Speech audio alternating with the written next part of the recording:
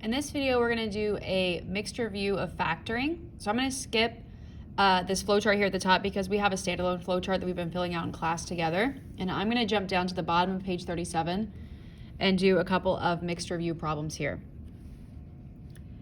So it says, look at the expression. We have x squared minus 5x plus 6. And I'm going to go ahead and get actually my flowchart out so that I can reference that as we go through our notes. And it kind of walks you through a checklist here, but I'm just going to use the flowcharts. So this is what you guys are going to be looking at when you take your test. So I look at my expression. The first thing I always do is look to see, does it have a greatest common factor? All right, it does not have a greatest common factor. There is no number that goes into all three of these, and they don't all have an x. So there is no GCF, which is fine. I'm going to go ahead and skip that step. I notice that it has three terms. It's a quadratic trinomial, so I'm now here. Okay, and that's where it gets a little tricky because there's three things that could happen, okay, if it's a quadratic trinomial. First thing you should do is look to see if a is 1, because if a is 1, all we have to do is big X method. So if you look at this trinomial, you see that a is in fact 1, meaning the leading coefficient is a 1. So if it's three terms, quadratic trinomial, and the a is a 1, I'm going to do big X method. So I'm going to go ahead and get that set up. I basically just went through the checklist that's here, but just using the flowchart. So remember, on your big X, it's a times c up top, b on bottom. A, b, and c are your coefficients here in your expression. So a is 1, b is -5, and c is 6. So when I have a times c, I have 1 times 6, which is 6. b is -5. So I now need to think of two numbers that are going to multiply to be a positive 6 and add to be a -5. And that would be -2 and -3. Now, we like when a is 1 because if a is 1, we don't have to do any more work. We're going to have our two factors. Each will get an x, and then I'm going to use these two values here in each factor. So I have a -2 and then a -3, and that would be my answer there. Now, quick way you could double check this on your test is you could FOIL this. And if you FOIL it, I'll go ahead and show you it.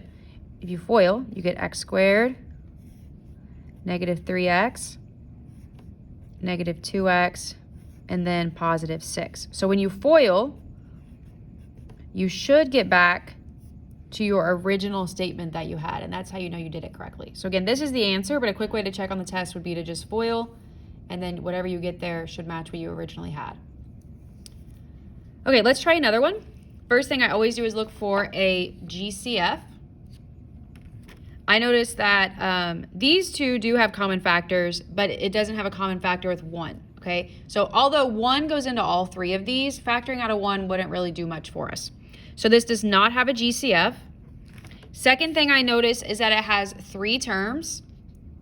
I'm going to first check to see if a is 1, because that's not too difficult to work with. The a here is a 64, so that means I'm here. I checked to see if a was 1, and it wasn't, so that's not an option. So now I'm left with these two. I would recommend next check to see if it's perfect. So let's go ahead and check to see if it's perfect. 64q squared is a perfect term. It's 8q times 8q. Then I also checked the last term there. 1 is also perfect, 1 times 1. However, I cannot just assume that it's perfect just because the first and last terms are. What I have to do next is check the middle. Now remember, the formula to check the middle is 2ab, because that is our formula there for our middle, 2ab. So I'm going to go ahead and do that over here to the side, 2ab. So I'm going to have 2 times a factor of the first term, which is 8q, times a factor of the second term, the last term, which is 1. So 2 times 8q times 1 is 16q. And then I check to see, is that in fact the middle term? Yes, it is. Okay, so not too much work there. Check the first term, check the last term, check the middle. If this is perfect, it's actually really nice because we're going to have our answer in this format, and you can see that from your flow chart. It's going to be something that looks like this, a factor squared. It's going to get a factor of this 64q squared, which is 8q. And then it's also going to get a factor here of 1. Now, the sign is going to be determined by the sign that is located here between the first and second terms, and that's also on your flow chart. So if it's a positive sign there between the two terms, it's a positive sign in the answer. If it's a subtraction sign there, then it's a subtraction sign in the answer. So since this is an addition sign, this will be an addition sign here. Another way you could write that is just writing out the two factors, 8q plus 1 times 8q plus 1. Now, something I want to mention is that maybe you're doing this problem on your test and you're thinking, okay, it's 3 terms, the a is not 1, so it's got to be one of these. But maybe you don't necessarily like doing perfect square trinomial, or you don't realize that you should check that, and you do split the middle instead. That is totally fine. Split the middle will also work on that problem. You'll get the same exact answer. Okay, so I said this in class, but I just want to reiterate that if you are looking at a quadratic trinomial, you could do split the middle on all of those for what we're doing in Algebra 1. So if you forget how to do this or this, split the middle will work on any of the problems that we're doing in our class if it is a quadratic trinomial. So the main focus is if you know how to do this, you can do any trinomial in Algebra 1. So let's move on and try a couple more problems here on the next page. So we're given this expression. First thing I always look for is a GCF, and I notice that it does in fact have a GCF. 2 goes into all of these. So I'm going to factor out a 2. Factoring means to divide. So when I factor out a 2, I have 4n squared plus 12n plus 5. I'm dividing each term by 2. And so I now have this new trinomial. So now I'm going to look at this trinomial and I'm going to think, okay, what can I do with that? All right, well, it's 3 terms. The a is a 4. Okay, so the a is not 1, so it can't be that. So I'm left with these two options. So I'm going to maybe check first to see if it's perfect. 4 is a perfect number, but 5 is not a perfect number. So therefore, a is not 1, and it's also not a perfect square trinomial. So by default, I have to do split the middle. Now here's how we do split the middle. We're going to start with our big X, very similar to what we did on a previous problem. A, B, C. Very important to note, when you're talking about A, B, and C, you're talking about your new trinomial here in parentheses, not your original, okay, this new one. So A times C is 4 times 5, which is 20. B is 12. So I need to think of two numbers that multiply to be 20 and add to be 12. Well, that's 10 and 2.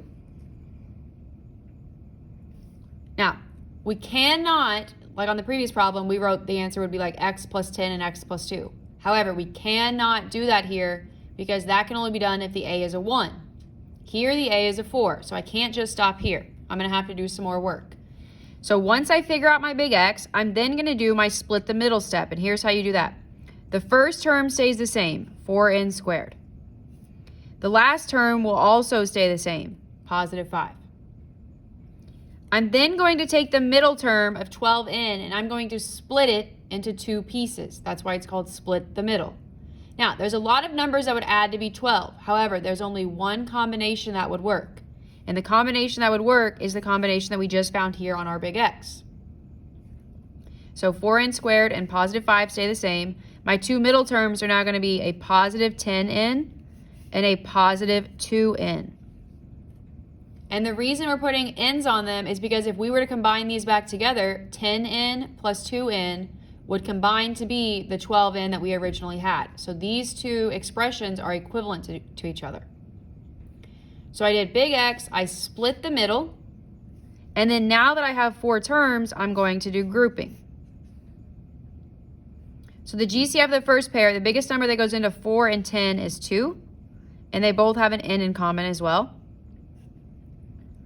So 4 divided by 2 is 2, n squared divided by n is n.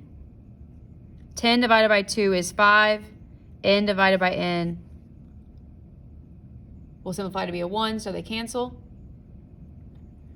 The second pair, the only thing that goes into both of these is a 1. 2n divided by 1 is 2n. 5 divided by 1 is 5. You know you did your grouping correctly if these two sets of parentheses match. So one factor is going to be what they have in common, 2n plus 5.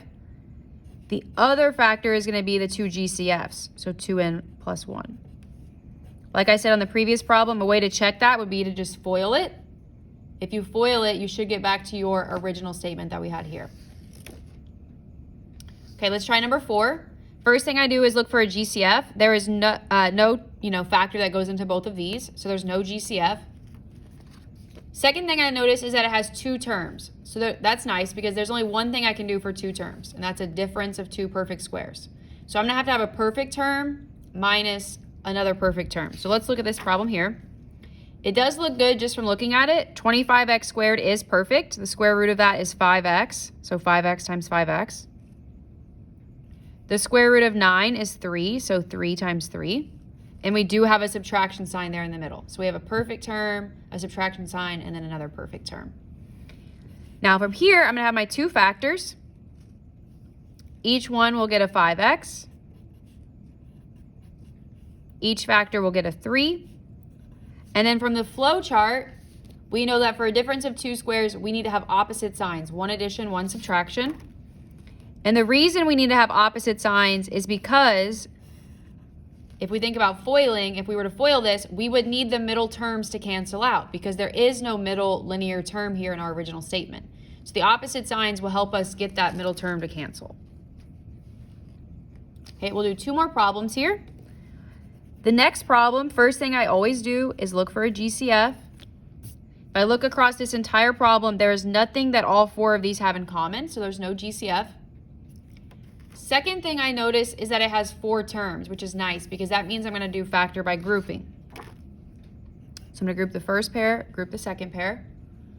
So just by looking at the first 2 terms, it should be obvious, hopefully to most of you, that they both have an x. So that's what they have in common. They both have an x.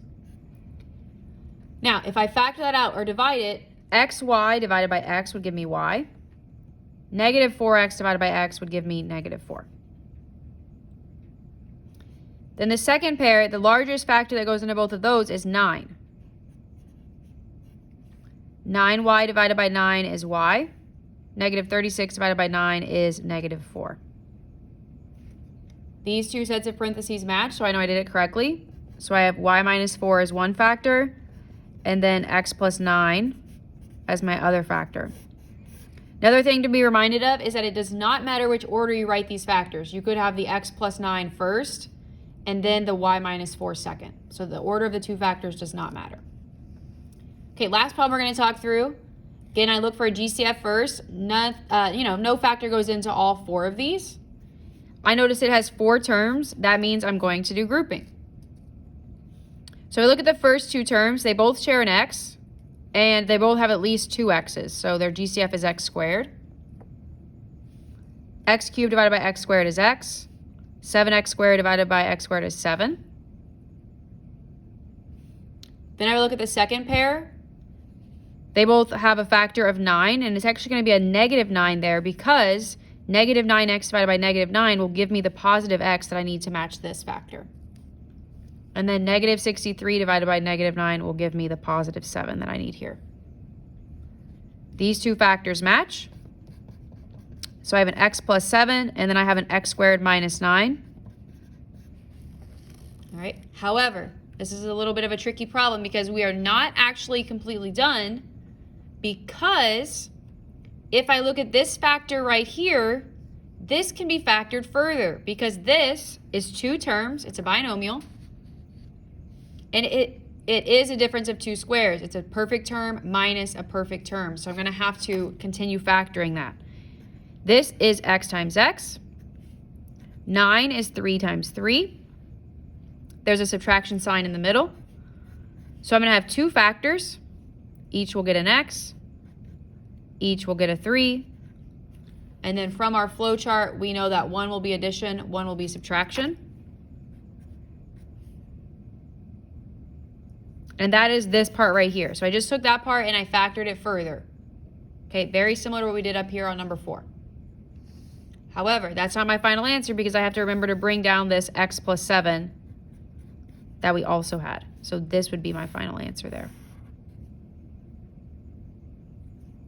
All right, so that's just 6 mixed review practice problems.